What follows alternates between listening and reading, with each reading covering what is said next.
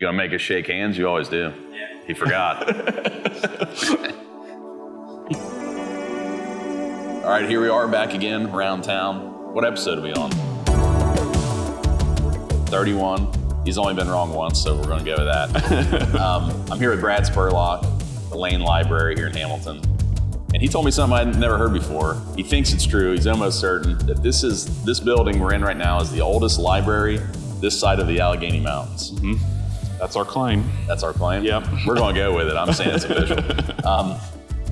What's your title here? I asked you that before we started rolling. You kind of laughed before you told me. So you told me it's pretty long. I can't remember it. It's pretty long. Let everybody know. So I am the manager of the Smith Library of Regional History and the Cummins Local History Room for Lane Library. So Smith Library is up at our Oxford location and the Cummins Room is here at the Hamilton location. So essentially I manage all the history services and collections for Lane.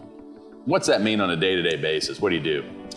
Oh, lots of things. Lots of research, lots of writing, lots of answering questions for people about things that happened in the past.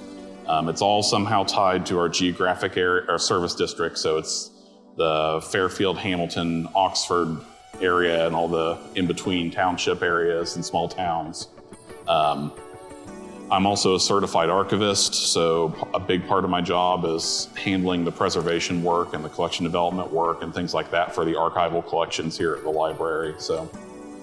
And I'm a history nerd myself, so you don't have to sell me on it, but maybe not everybody is. Why is it so important to save local history and to remember it? Well, I think that, first of all, it gives a background for a lot of things that are occurring now. And I think that there's a lot of interaction with events that might be happening now that happened in the past, but also it helps you understand how the culture has been shaped by events of the past, how people got here, when people got here.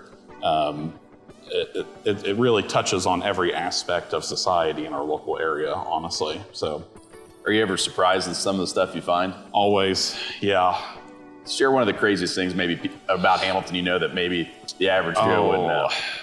You're putting me on the spot a little bit. We'll come back to you if you can't think of something. I just know Hamilton's got a rich history. It does, for sure. How long has this room, the Cummins Room, been active? Sure. So 1984, it opened. It was originally on the first story of the library building here. It's named after George C. Cummins. And Cummins published from like 1951 to 79 an article in the Journal News. It was called Remember When. And what that article was a photograph and then a caption. And they were all related to local history, Butler County history somehow. And in 1984, the family donated copies of some of the photograph collection he had amassed to us. So we named the room in his honor. And actually, this past August, in 2025, they donated the entirety of the original collection to us, which is probably about 15,000 photos of Butler County history. That's my guess, my estimate. And we're working on processing that and digitizing it right now. So it's going to be a multi-year process, but it's probably one of the most important collections in the library system, honestly. That's awesome. That the fact that he even did all that and he had it, now you have it. Yeah. And now you're going to be able to save it and digitize it for the future. Yeah. Is it photos he took or collected or both? No, I think there might be a couple in there that he took, but the vast majority are photos he collected. And I think he had some kind of setup in his basement, actually. And he made copies of original photos that were sent to him. So they're all nice and labeled. They're all mounted. They're all clean, clear photographs. What he did was take photographs of the pictures and then develop them and so on. But then also, a lot of them, we have the negatives. We have the original photos that were sent to him.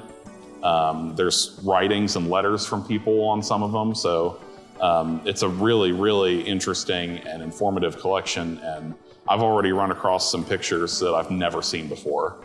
So, man, it's great. Just because I've heard that, I knew the name and I've seen the people post on Facebook, Remember When, from stuff that. And he was a lawyer also. So. I was just about to ask you, do you know much about him? And why he was doing all that? I mean, you're going to spend years getting all this together. He spent, sounds like, most of his life collecting this. Yep. Why did he do it? He definitely had an interest in local history. He was also a founding member of the Butler County Historical Society. So, not knowing him personally, I can't speak for his motives, but at the same time, he definitely had a major impact and is considered one of the more prominent local historians, important to the historiography of the local area. It's amazing just how one person with an interest can invest a lot of time, mostly because he liked doing it. If I had to guess, I don't know him either.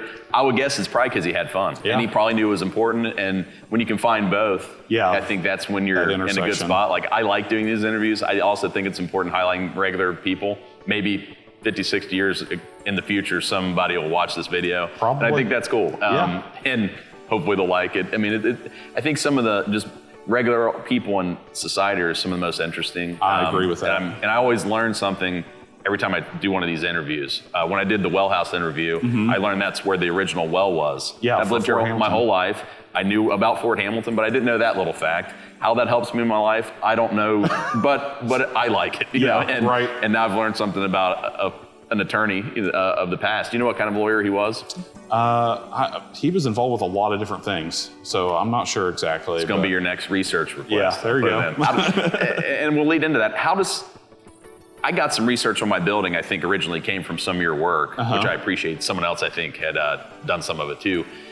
How does someone put in a request if they have a burning question or something they want to know? Sure. And they think you can help them? How do they go about it? They can either call, email, or come in person. Literally any lane location or staff member across the whole system can take a request. And they can submit it to us, and we have a team of people. I have 2 employees up at the Smith Library who do this. That's their only job is local history. And then I've got about 4 people here at the Hamilton Lane Library that help with it along with other jobs that they do. There's also a Dropbox on our website that people can submit requests to, and that emails it to everybody on the team. Okay. So, and then we answer them pretty much in the order that we've taken them, unless, some are easy to research and we can get them done real quick, and some, I've had some I've done in seconds, and I've had some that I've taken years to finish. Yeah, some of you might know the answer to when you first read it, because you've done it before, maybe. Yeah. But we went up to we're not in the Cummins room now. We're shooting the video here because this is the oldest library in a cool building in a bigger space. But we went up there earlier and you showed us, I think we're going to do maybe one of our short videos up there after this. Some people want to do the research themselves. They do. And maybe you can guide them some, but they can come up there, sign in, and go research whatever they want, right? That's right, yep. There's access, all of the collections that are in that public area are open to whoever wants to come in and look at them. Now, we do have some things that are a little more delicate that we keep downstairs in the staff area just because we don't want people touching them without our supervision. Yeah. But we really don't hide anything, We'll go get it for people and take it up there and look at it with them and that kind of stuff. It's just some things need a little bit more care than letting them out in the public area. And I think that's great. And understandable. You want to save the history, you don't want it to get destroyed, but you also want it. The whole point of saving history is for people to learn about it now and in the future. So, and I'm kind of embarrassed. I didn't even know. I've heard of the Cummins room. I knew that. I've seen that maybe in where your tag after you've written something I've read, but I didn't know exactly where that was. It's upstairs here where the kids zone or the kids area is. I've been up there with my daughter and my son, but it's in that little hallway. I've never went back there until today. So I'm going to have to come up there and waste some time or something here. I'm going to have to think of something to research. What's something that people don't know about the library that maybe, I think people know it's here. There's a lot more going on here than people know, I think. Yeah, so I think a lot of it is the scope of the services that we offer beyond local history stuff, which a lot of people don't know that we offer these kind of local history services. Namely, we do property history research, we do genealogy research, we work on community history projects, stuff like that. But beyond even that, we have the Library Technology Center, or Tech Center. They've got all kinds of equipment in there, 3D printers and glow forges and sewing machines. And if you want to come make something, you can do that at the Lane Library. You just go there and do it. We have tax forms during tax season at the reference desk. The reference staff can pretty much answer any question that comes up, or at least get you in contact with the person who can answer that question. When I used to work the regular service desk, you name it, it's come in the door, whatever kind of question you can think of. So I bet. Yeah. When you're dealing with the public, you just never know what someone's going to ask. But it keeps it interesting too. I worked at the DMV before I was an attorney, so I've seen a line of people every day. It's kind of a fun job, honestly, in a sick way. Some people think it would be awful, but I kind of liked it, to be honest. But you're not even the first person in your family that have a history working here. Nope. So talk about your mom. You said she worked here for decades. Yeah, she did. So she actually started in 1971, and she worked for about 42 years almost with Lane Library. She was the branch manager of the Lindenwold branch, and then for a time, both Lindenwold and Fairfield, and then ended her career as the Fairfield branch manager. So, and how many branches are there now? So as far as like full-fledged branches, we have Fairfield, Oxford, Hamilton, and then we are currently building the Fairfield Township branch, which is going to open later this year. Where's that going to be? It's at Hamilton Mason Road, right at the roundabout there, across from like Bethesda Butler. But that's a whole brand new branch. It's our first one since I want to say Fairfield opened in 1960s, late 1960s. So, and then we also have our tech center, which that's more recent. That opened, I want to say, in like 2011 or somewhere in there. And then of course Smith Library that I manage also. So. Well, the day it opens, you'll have both the oldest this side of the Allegheny and the newest. There you go. So yeah. There's a claim to fame. Yeah. Hard to do. How does someone get in a job like this? You told me before we started shooting, it wasn't on purpose, but you did want to be in history. My Tell career us how you got path here. was not on purpose, yeah. So I was just working here, excuse me. I was working here as a support services assistant. So basically when people requested books, I went and found them and triggered the hold for them to pick up. Yeah. That was my job, my first job here. And I was going to be a history teacher, but I made it halfway through student teaching, and I decided that wasn't my career path. So always had an interest in history, going back to listening to my grandparents talk about World War II and stuff like that. So I graduated with my bachelor's in history, and then I just kind of stayed on the library path. I got my master in library and information science with an archiving concentration. Got my certified archivist certification, and then just kind of worked my way up from support to desk assistant to librarian and now to manager. So, and how long have you been here total? A little over 14 years at this point. Where do you see, are there any goals for the future? Like here at the library, or you personally, is there something you'd love to see with this project, this local history project, if you could have your way? Yeah, it would be nice at some point if we could get both of our collections together in some way. I mean, they've kind of already merged. And which collections? The one in Oxford and here? Yeah, I'm not saying necessarily merge them into one location per se, but I've been working on, and maybe it's something that's already been in progress, right? Because I've been working on getting them into like an archival arrangement system where it's all just one big local history collection as opposed to two separate ones. Okay. So it's a lot of technical, boring stuff I could talk about that goes into that, but... Well, I think it's important though, this stuff doesn't happen by accident. Right. I think, some people maybe don't care so much about history. Someone like me, I do, and a lot of people do. I know a lot of people that are history nerds, but I've never had to like save history or collect history. I just go to a place like this and it's there, and that's cool. But I know that can't be easy. Archiving sounds difficult and tedious. Just like sometimes clients think when I go to court or we have a lot of paperwork, it just happened because it's a pile of paper. It doesn't look like much. It's painstaking sometimes. And to get this much saved, you have to read too much. Exactly. And talk about some of the painstaking work that goes into this. Yeah, so there's a lot of stuff that happens on the back end that people don't see. So if we're talking about just the two physical repositories in general, I mean, we receive books and papers and photographs from people that are, usually it's donations that we receive that goes into the collection. Sometimes that could be a cardboard box that's covered in mildew that's been in someone's basement for centuries with piles of papers in it, right? Yeah. So we have to sit there and sift through all of it, organize it into some way that is, allows us to know what it is and how to access it. Do the preservation work on it, so put it in inert materials and make sure there's no mold on it and that kind of stuff, and then process it, right?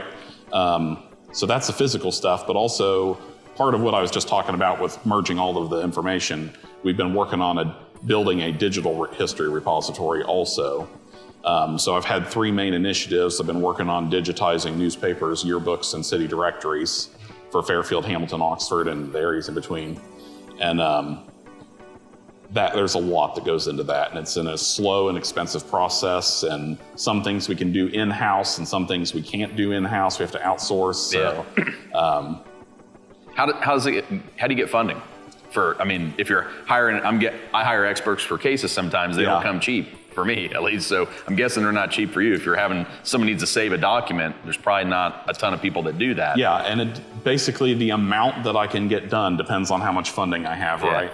So we have a certain amount of budgeted funds per year to use for digitization for both Smith and Cummins, because they're considered financially 2 separate locations. The funding's a little different for both, right? Yeah.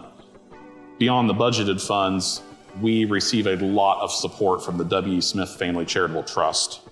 And they also partially fund the Smith Library.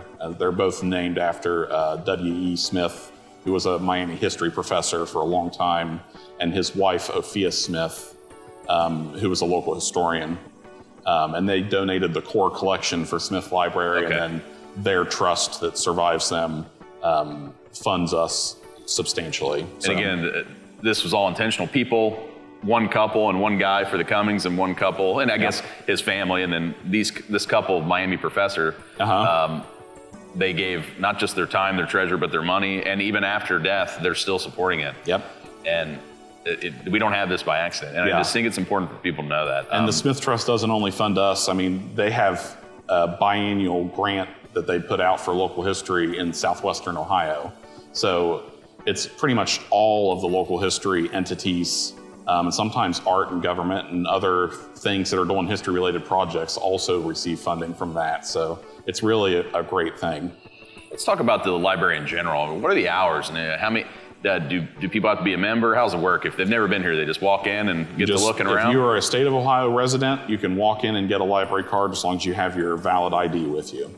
So as far as my area goes, we have a little bit different hours. We're open only on Saturday by appointment. We're closed on Sundays, but the regular library branches are open every day of the week. So, but Monday through Friday, you're open. They can come up if they sign in. Yep, Monday through Friday at Smith Library, we're open.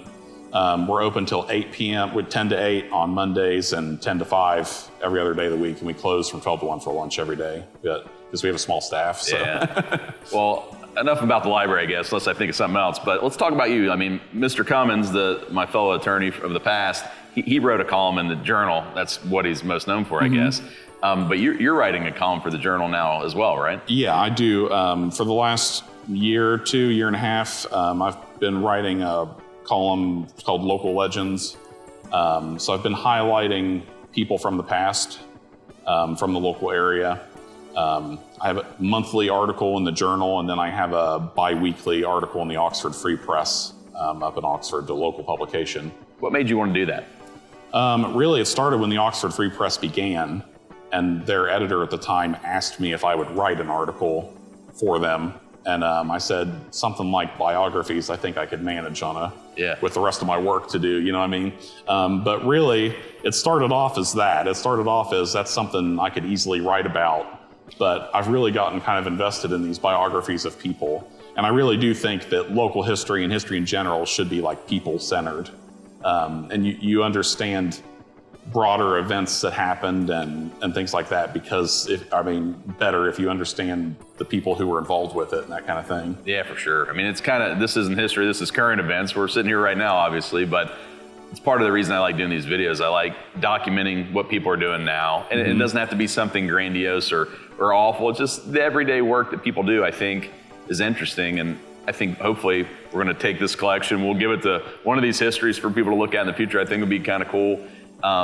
Is there anything else you'd like to add, about what you've learned doing this local history? I think it's a job, but it's also kind of a privilege, I think. I think you probably know that to understand your town as well as you probably do, it's kind of a privilege that most people don't have. Yes, definitely, I would say.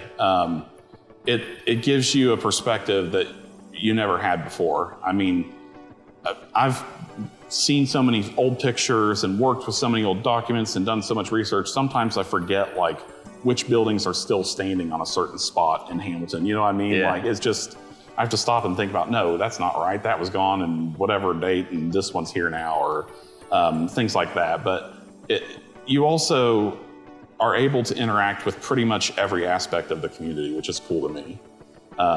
So, you know, it's kind of like that thing about what do you want to be when you grow up? And then I never said I want to be a librarian when I grow up or a historian when I grow up. But at the same time, it's like I get to do a little bit of everything because it depends on what I'm working on, what I'm researching. Like it feels like, okay, I know a little bit about beekeeping now because I did an article on Langstroth and researched him in Oxford. And you know, now I'm probably the leading Little Chicago expert on John Dillinger because I went through 5,000 FBI files for a program I just did on him in Butler County. You know, like things like that. Yeah. And that's just examples. I'm not saying I am the expert or whatever, sure. But it's definitely a cool thing to be able to engage with. It's similar to my job. I think like as an attorney, I learned the law in law school, but then each case is, when people come to you, it's not about the law, really. You're applying the law, but they come with a set of facts, and it's usually something happened, and they have different jobs. In each case, you get a different person with a different background and a different profession, and something different happened to them, and they're mad about different things. So you get to learn a lot. You know, when I was an intern at a personal injury firm in Cincinnati, one of the cases we were talking about, it was about a guy who got injured at work with a type of metal, and they were fracturing metal with chemicals. And oh, really? And it's like nothing I would have ever known about. But we started reading about that, and you learn about that, and I learned about medicine, and you kind of end up having like a well-rounded experience, more so than people think when you're reading about history. And people are the most interesting to me always. I mean, it's the best stories. So exactly. I'm going to have to pick your brain going forward with some. Now that we've met and talked more about, you know, I like learning about things in the past, and there's only so much time in the day. Right, yeah. I can give you a better example too. So, like with this project that I'm working on right now, I'm trying to get a historic marker installed for a guy named Alfred J. Anderson. And this is somebody who just randomly popped up here and there in research that I was doing. And finally, I'm like, okay, I need to know who this person is. Mm-hmm. So I picked him for one of my journal articles. I wrote an article on him. And it turns out that he was a leader of the local black community in the pre-Civil War era. And he basically took a case through the Ohio Supreme Court that enfranchised the first non-100% white voters in the state of Ohio history. So I mean, like, and he was from Hamilton. He was from Hamilton. He was a barber from Hamilton. And things like that. I mean, his name would pretty much have been forgotten. He's buried in a grave in Xenia, Ohio, where his family moved to later on. There is no public marker that I can find anywhere for him. And he also wrote for Francis Lloyd Garrison's newspaper and for Frederick Douglass's newspaper in the pre-Civil War period. So I mean, like, something like that, to have a claim to fame with Hamilton, you know, I'm really hoping we can get that historic marker. I'm actually working on writing the text today for it. So, is there anything I can do to help? I mean, honestly, people are going to see this. There's going to be a lot of people who are going to want to support that.